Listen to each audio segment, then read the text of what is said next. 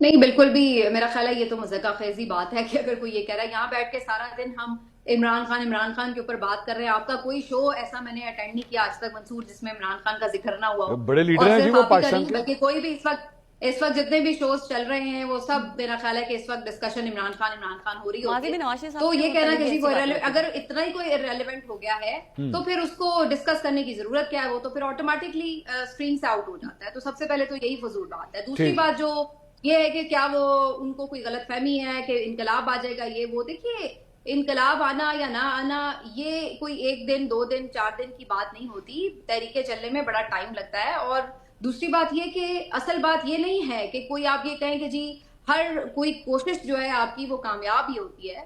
آپ کی ایک سٹرگل ہوتی ہے. آپ ایک لوگوں کو اویئرنیس دیتے ہیں. آپ سمجھتے ہیں کہ یہ جو سسٹم ہے یہ ڈیلیور نہیں کر رہا. آپ لوگوں کو بتاتے ہیں, لوگ اس کو رسپونڈ کرتے ہیں.